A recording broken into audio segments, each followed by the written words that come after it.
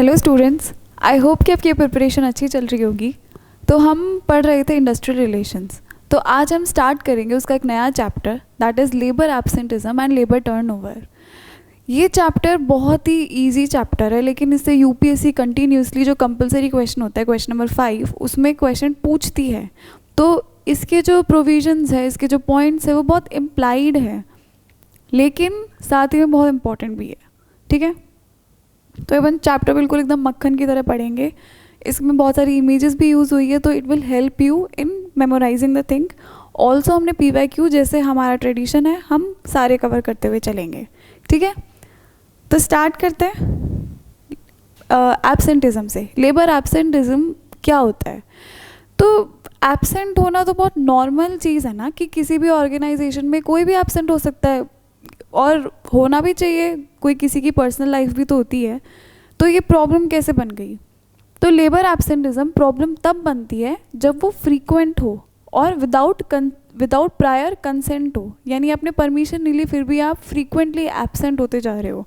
ठीक है, तो एब्सेंटिज्म इज हैबिचुअल या फिर frequent non presence of an employee eight their own job without prior permission, notice and sanction.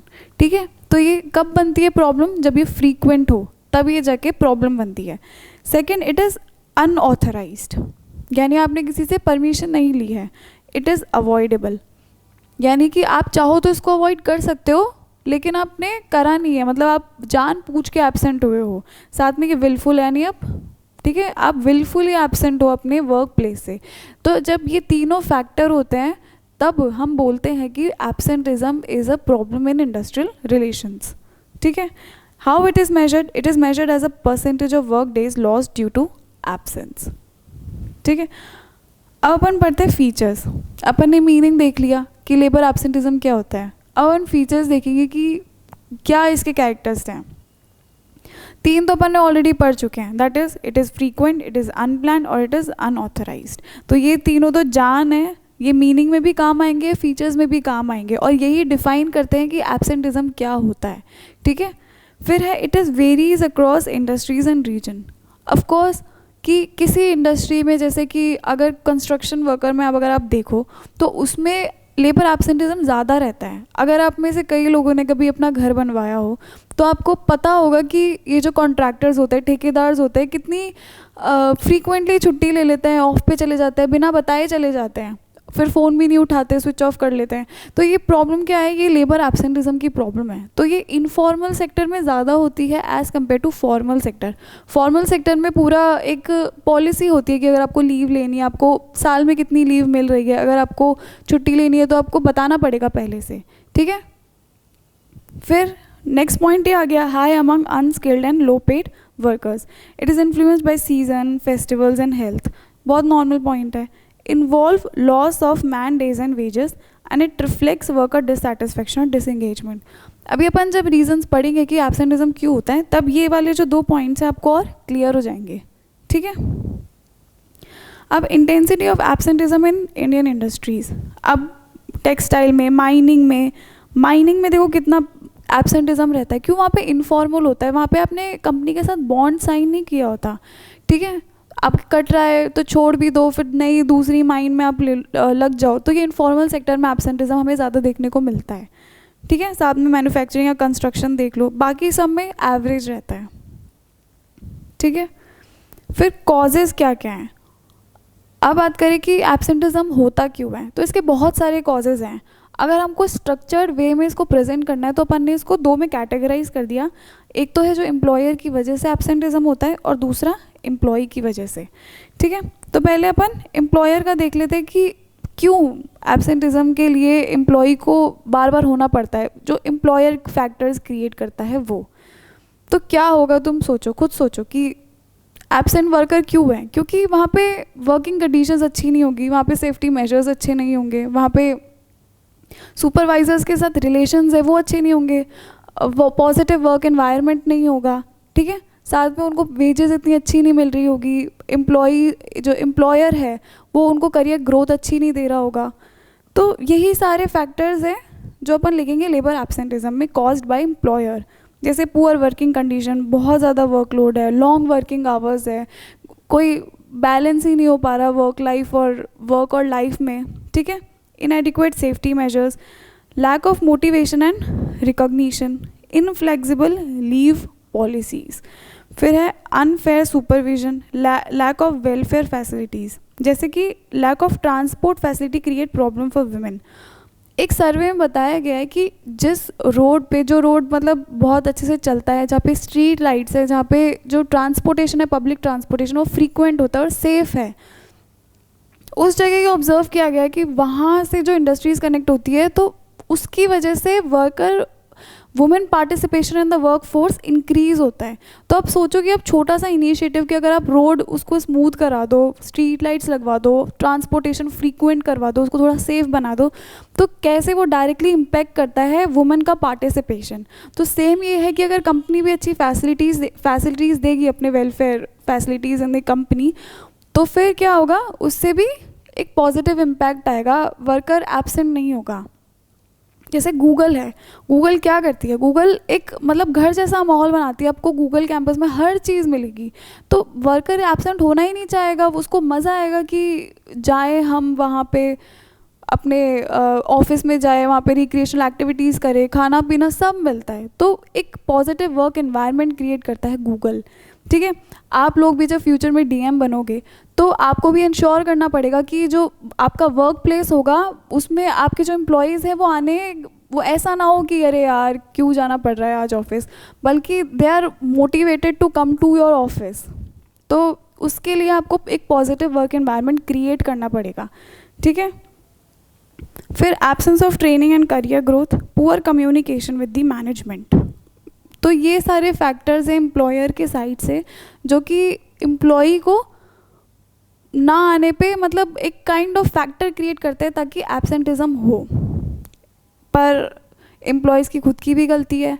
जैसे अपन ने पढ़ा था कि कुछ एम्प्लॉयज़ इनडिसिप्लिन की वजह से जानबूझ के आते ही नहीं हैं, ठीक है। तो this is one of the reason, addiction and indiscipline.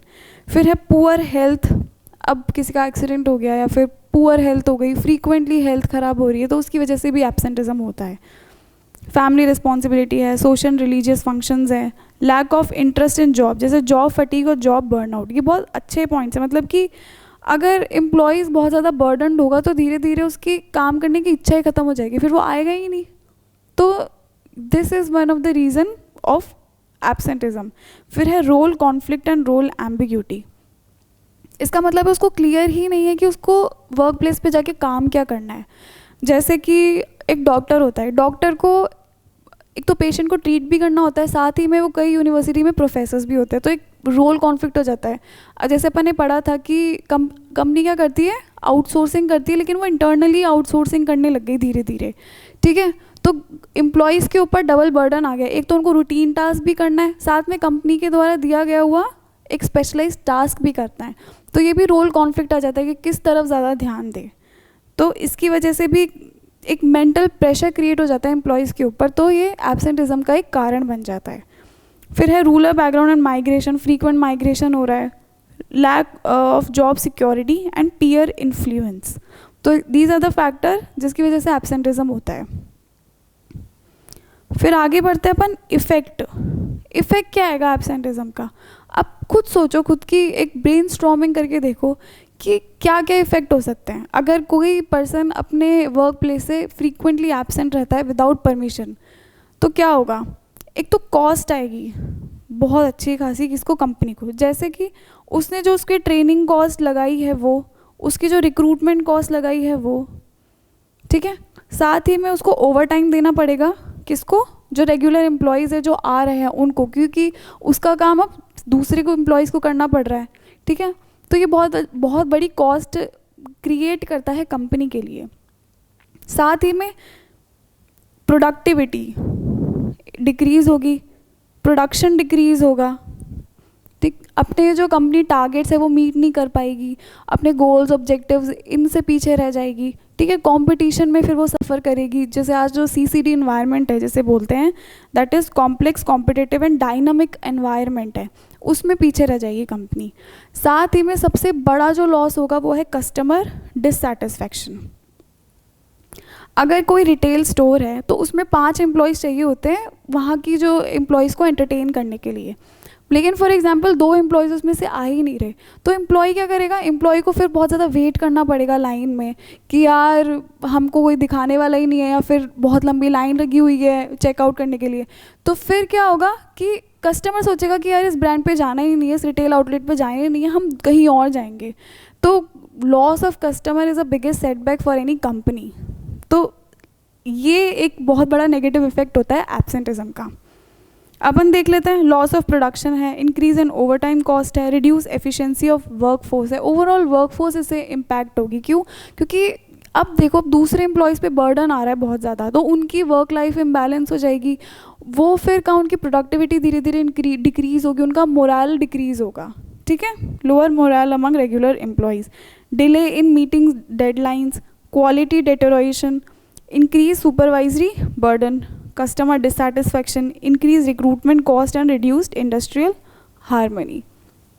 तो ये सारे पॉइंट्स बहुत इम्प्लाइड है, थोड़ा स्ट्रक्चर फॉर्मेट में लिखना है, जैसे कि कॉस्ट का एक बना दिया, प्रोडक्टिविटी डिक्रीज हो रही है, फिर कंपनी अपने ऑब्जेक्टिव्स मीट नहीं कर पा रही, साथ में कस्टमर डिससेटिस्फैक्शन हो रहा है।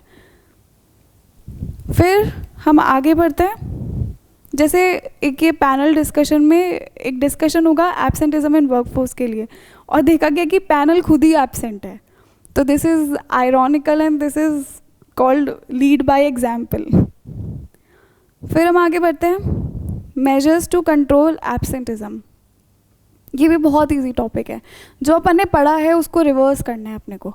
जैसे कि वर्क एनवायरनमेंट अच्छा नहीं था तो उसको इम्प्रूव करो, एक पॉजिटिव वर्क कल्चर लेके आओ, इनोवेटिव लेके आओ, जिसको भी जो प्रॉब्लम्स है वो, ताकि अपनी प्रॉब्लम शेयर करे। इंटरव्यूज़ होने चाहिए रेगुलर बेसिस पे, ताकि उन्हें पता चले कि क्या दिक्कत है, एम्प्लॉयज़ को कहाँ दिक्कत आ रही है, ठीक है। साथ ही में वर्किंग कंडीशन, हेल्थ और फैसिलिटीज़ का ध्यान रखे। अब जैसे ये एग्जाम्पल है Akashi Plastic Industries with reduction in working hours, the rate of absenteeism fell from 10 to 1%। सोचो एक छोटा सा इनिशिएटिव वो कितना बड़ा इम्पैक्ट लेके आ गया। ये offer fair wages and incentives, strengthen employ engagement programme, उनको रिकग्नाइजेशन दो। जैसे कई कंपनीज़ में आपने देखा होगा कि एम्प्लॉयज़ ऑफ द मंथ का ये उनको टैग दिया जाता है हर महीने। तो ये क्या होता है कि उनको आप एक इंगेज कर रहे हो अपनी कंपनी में, ये बहुत इंपॉर्टेंट है। आप अगर डीएम बनोगे तो आपको भी, जैसे एम्प्लॉयज़ की आपको बर्थडे पार्टी सेलिब्रेट कर ली, employee of the month declare कर दिया, ठीक है, उनके लिए तालियां बजवा दी, मतलब छोटे छोटे आपको एक्शंस बहुत बड़ा इम्पैक्ट क्रिएट करते हैं। तो आपको उनको सेंस ऑफ बिलोंगिंगनेस क्रिएट करवानी पड़ेगी। अगर कंपनी ने ये क्रिएट करा दी तो फिर एब्सेंटिज्म जैसी प्रॉब्लम नहीं आएगी, ठीक है। Provide welfare amenities, ensure effective supervision, कि सुपरवाइज़र को आप ट्रेन करो ताकि वो अच्छे रिलेशंस रखे अपने एम्प्लॉयज़ के साथ। अगर वो हर समय उस पर गुस्सा करता रहेगा या फिर उनको गंदा बोलेगा, अब्यूज़ करेगा, तो फिर एम्प्लॉय नहीं आएगा वापस। Offer flexible leave policy, leave policy पहले से डिक्लेयर होनी चाहिए, प्लस फ्लेक्सिबल होनी चाहिए। थोड़ा बहुत तो चलता है, ठीक है, ताकि एम्प्लॉय झिझके ना कि अपनी बताने के लिए कि अब मुझे एब्सेंट होना है, अब मुझे ये लीव चाहिए। फिर है conduct counselling and motivation session, strengthen discipline and attendance policies, promote communication and participation. तो humanistic treatment of workers ensure करना बहुत ज़रूरी है। उसको फील कराओ कि वर्क, काम पे आना it's not a burden, it's a life, ठीक है। Proper selection and induction of workers with right attitude, ताकि जो इनडिसिप्लिन वाली दिक्कत है वो ना क्रिएट हो। फिर है job rotation, job enrichment, job enlargement. अब क्या होता है कि जैसे मेरी एक फ्रेंड थी, वो पहले किसी कंपनी में काम करती थी, तो उसको जो जॉब प्रोफाइल चाहिए थी फाइनेंशियल डिपार्टमेंट के अंदर, वो उसे मिली नहीं, उसको दूसरे जॉब प्रोफाइल दे दी जिसमें वो एफिशिएंट थी, उसे वहाँ नहीं बल्कि दूसरे उसमें डिपार्टमेंट में शिफ्ट कर दिया। तो उसने फिर अपने बॉस को बोला, लेकिन फिर भी बॉस ने टाल दिया कि कोई बात नहीं। तो लेटर क्या हुआ, फिर वो उसने अपनी सारी लीव ले ली, फिर वो ज़बरदस्ती एब्सेंट होने लगी और लास्ट में उसने वो ऑर्गेनाइजेशन ही छोड़ दी। तो अगर आप right man at a right place in a right time ensure करोगे तो इससे आपका एब्सेंटिज्म डिक्रीज़ हो जाएगा, ठीक है। तो इसके लिए आपको ज़रूरत है कि अगर ठीक है आपने शुरू में उसको गलत डिपार्टमेंट में डाल दिया, तो आप जॉब रोटेशन के थ्रू आप उसके जो सही, जहाँ उसकी एफिशिएंसी ज़्यादा यूटिलाइज हो सकती है, आप उस डिपार्टमेंट में उसे शिफ्ट कर दो। तो इससे क्या होगा, इससे कंपनी में एब्सेंटिज्म, लेबर टर्नओवर, प्रोडक्टिविटी सब सॉल्व हो जाएगा। Recreational activities at work place जैसे गूगल क्रिएट करता है, वर्कर पार्टिसिपेशन मैनेजमेंट इंश्योर करो। ठीक है, तो ये सारे मेजर्स अपन ने पढ़ लिए, तो कॉजेज मेजर सब डन हो गया। तो हम पढ़ते हैं अब लेबर टर्नओवर, अपना दूसरा टॉपिक। अब एब्सेंटिज्म का मतलब तो ये होता है कि जब वर्कर एम्प्लॉय है वहाँ का, पर वो एब्सेंट हो रहा है बिना बताए। लेबर टर्नओवर का क्या मतलब है? लेबर टर्नओवर का मतलब है कि एम्प्लॉय, ये रेट होती है कि एम्प्लॉय किस रेट से ऑर्गेनाइजेशन को छोड़ रहा है। ठीक है, इसे बोलते हैं लेबर टर्नओवर। अब अगर ये बहुत ज़्यादा फ्रीक्वेंट होगा, तुम खुद सोच के देखो, किसी ऑर्गेनाइजेशन में 100 वर्कर्स चाहिए काम करने के लिए, लेकिन पता चल रहा है कि यार हम रिक्रूट कर रहे हैं लेकिन हर महीने 10-10 लोग छोड़ के जा रहे हैं, तो वो ऑर्गेनाइजेशन सर्वाइव ही नहीं कर पाएगी। तो इसीलिए लेबर टर्नओवर को मैनेज करना बहुत इंपॉर्टेंट है। ठीक है, तो labour turnover refers to rate at which employ leave and are replaced, measures as percentage of separation to average employment. इसका सिर्फ एक ही मेजर नहीं है, इसके 5 मेजर्स है जो अपन आगे जाके भी पढ़ेंगे। तो ठीक है, फिर generally evaluated during specified period like 1 year. Generally एक साल की रेट कैलकुलेट करी जाती है कि एक साल में कितने एम्प्लॉयज़ छोड़ के जा रहे हैं ऑर्गेनाइजेशन को। फिर हम मेजरमेंट क्राइटेरिया, तो 5 मेजरमेंट क्राइटेरिया की, तो अपन सेपरेशन मॉडल से देखेंगे, एक रिप्लेसमेंट से, एक फ्लक्स से, एक असेशन से और एक कॉम्पोजिट से। तो सेपरेशन रेट मेथड क्या होता है? सेपरेशन रेट मेथड वो होता है कि हम इसमें कैलकुलेट करते हैं परसेंटेज ऑफ एम्प्लॉयज़ जो ऑर्गेनाइजेशन छोड़ के गए, सिर्फ वही को। ठीक है, तो number of separation during period divide by average number of employees during period. जैसे अगर 20 employees left out of 400 average employee, तो परसेंटेज क्या हो गया? Separation rate method 5%। ठीक है, फिर दूसरा है रिप्लेसमेंट रेट मेथड, यानी कि जितने छोड़ के गए उनके बदले में कितने लोगों को हमने रिप्लेस किया, कितने लोगों को हमने नया अपॉइंट किया, इसको बोलते हैं रिप्लेसमेंट रेट मेथड। तो number of replacement during period upon average number of employees during period. जैसे 15 अगर रिप्लेस हुए तो 15/400 3.75% हो गया। फिर आता है हमारा नेक्स्ट फ्लक्स रेट मेथड, इसमें हम दोनों देखते हैं, दैट इज़ सेपरेशन भी और रिप्लेसमेंट भी। तो जैसे 35 हो गया 8.75। फिर आता है एक्सेशन, यानी कि आपने बस कितने नए एम्प्लॉयज़ को ऐड किया है अपनी वर्कफोर्स में। अपन ये नहीं देखते कि रिप्लेस क्या हुआ या फिर कितने छोड़ के गए, हमने सिर्फ ये देखा कि कितने हमने नए ऐड करे। ठीक है, तो number of accession new joinees upon average number of employees into 100, which तो अपन ने जैसे लिया कि अगर 25 एम्प्लॉयज़ नए हायर्ड हुए हैं तो इसका मतलब 6.25% हमारी लेबर टर्नओवर है। ठीक है, फिर है कॉम्पोजिट इंडेक्स मेथड, इसके अंदर हम जो पुराने इंडेक्सेस थे वो सबका प्लस कर देंगे, यानी सेपरेशन भी ले लेंगे, रिप्लेसमेंट भी ले लेंगे और एक्सेशन भी ले लेंगे। और ये इसका एग्जांपल है कि 20 सेपरेशन है, 15 रिप्लेसमेंट और 25 एक्सेशन है, तो 15% लेबर टर्नओवर की रेट हो गई। तो ये अलग अलग तरीके हैं लेबर टर्नओवर को कैलकुलेट करने के लिए। ठीक है, तो कंपनीज में कोई भी अडॉप्ट कर सकती है। फिर अब आता है कि क्यों लेबर टर्नओवर होता है, कॉजेज़ क्या है लेबर टर्नओवर के। तो ये सेम कॉजेज़ हैं जो अपन ने एब्सेंटिज्म में पढ़ा है, काफ़ी सेम है, कुछ अपन एडिशनल और पढ़ लेते हैं, लेकिन अगर आप दोनों में सेम भी लिखोगे तो कोई बड़ी दिक्कत नहीं है। ठीक है, जैसे पुअर HR पॉलिसीज़, अगर आपने अच्छे से रिक्रूट ही नहीं करा लोगों को, कि जो डिसिप्लिन वाले ही नहीं है, तो फिर क्या होगा, तो फिर लेबर टर्नओवर हो सकता है, क्योंकि वो एम्प्लॉय फिर टिकेगा ही नहीं ऑर्गेनाइजेशन में। Lack of employee development programme, growth opportunity होना बहुत ज़रूरी है। अगर एम्प्लॉय अपने आप को 5 साल बाद इमेजिन ही नहीं कर पा रहा है एट अ बिगर पोस्ट, तो फिर वो ऑर्गेनाइजेशन में नहीं रहेगा। इसीलिए इंटरव्यू में पूछते हैं कि आप 5 साल बाद अपने आप को कहाँ देखते हो। ठीक है, फिर है अनफेयर प्रमोशन सिस्टम, अगर वहाँ पे फेवरेटिज्म हो रहा है, नेपोटिज्म हो रहा है, तो फिर ऑर्गेनाइजेशन बोलेगा कि मेरिटोक्रेसी वो ज़्यादा डिमांड करता है प्राइवेट सेक्टर में। Low recognition of performance, poor workplace culture, ineffective leadership, वो सारे पॉइंट्स है, बस हल्का सा मॉडिफाई हो गया। जैसे लीडरशिप हो गया, वहाँ पे सुपरविजन था, ठीक है। Absence of grievance redressal mechanism, अगर किसी एम्प्लॉय को कोई भी ग्रीवियंसेस है और लेकिन आपके पास आप इंटरव्यू ही नहीं ले रहे, आप पूछ ही नहीं रहे, उसको कोई है ही नहीं पूछने वाला, तो फिर बहुत एक्यूमुलेट हो जाता है उसका जो गुस्सा होता है, जो उसका वो होता है, यू नो,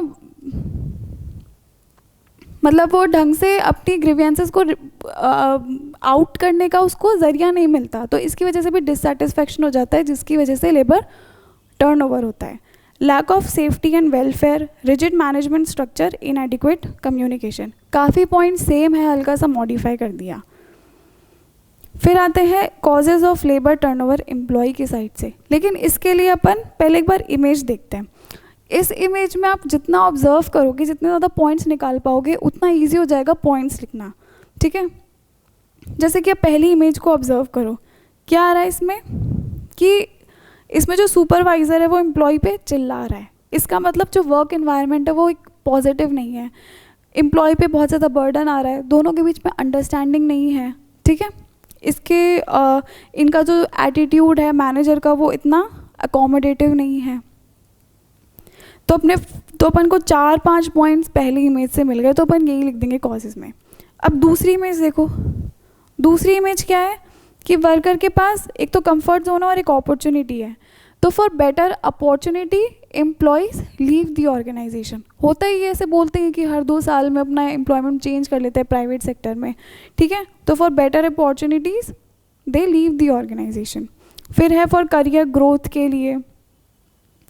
और फोर्थ इमेज में देखो, फोर्थ इमेज में क्या है, एक तो टाइम है, यानी कि लॉन्ग वर्किंग आवर्स है, या फिर उसको उसकी वर्क और लाइफ इम्बैलेंस हो रही है, उसे अपनी फैमिली के लिए टाइम नहीं मिल रहा, खुद के लिए टाइम नहीं मिल रहा, तो ये फैक्टर है। फिर है उसकी हेल्थ अफेक्ट हो रही है, ठीक है। उसके पास ये जो मनी है, उसके पास उसके लो वेजेस है, ठीक है, उसके पास इतना इंसेंटिव नहीं है, इतना रिकॉग्नाइजेशन नहीं मिल रहा, तो इसीलिए एम्प्लॉयज़ क्या होता है, ऑर्गेनाइजेशन को छोड़ता है। तो इसके अंदर जितने पॉइंट्स आप गैदर कर पाओ उतना अच्छा है, क्योंकि लास्ट में आपको इमेज याद आएगी, ठीक है। तो देख लेते हैं एक बार, job dissatisfaction, lack of career growth, poor work life balance, health issues, better opportunities elsewhere, long working hours, poor wages, poor relation with the supervisor, inadequate benefit and stressful work environment. ये सारे के सारे points अपन ने उस image से निकाले हैं। तो कितना इजी हो गया कि अपन सिर्फ ये इमेज लेके पूरा मेमोराइज कर पा रहे हैं। साथ ही में यही जो पॉइंट्स है वो एब्सेंटिज्म भी बन जाएंगे। तो एक इमेज से आपके कितने क्वेश्चन सॉल्व हो गए, ठीक है। फिर है negative effect of labour turnover on employer.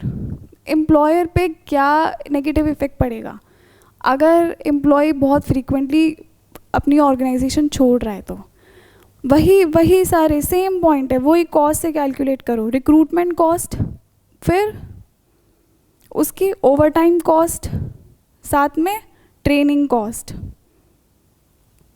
ये सारी उसको कॉस्ट बियर करनी पड़ेगी। प्रोडक्टिविटी, प्रोडक्शन डिक्रीज़ होगा, ठीक है, वर्कलोड आएगा, मोरल डिक्रीज़ होगा of regular employees, customer dissatisfaction होगा। ये सारी के सारे पॉइंट्स बिल्कुल सेम है, अपने को वही लिखने की कंपनी के ऑब्जेक्टिव्स जो है वो फुलफिल नहीं हो पाएंगे, उसके गोल्स जो है वो मीट नहीं हो पाएंगे, साथ में सीसीडी इन्वायरमेंट के अंदर सर्वाइव करना बहुत डिफ़िकल्ट हो जाएगा। तो ये सारे पॉइंट्स अपने को वैसे ही मेंशन करना है जो अपन ने एब्सेंटिज्म में लिखा था। जैसे अपन देख रहे कि कैसे जो मैनेजर है वो चिल्ला रहा है इनके ऊपर कि क्यों, क्योंकि डेडलाइंस मीट नहीं हुई है, तो इसकी वजह से पूरा जो वर्क एनवायरनमेंट है कंपनी का वो एकदम नेगेटिव में चला जाता है।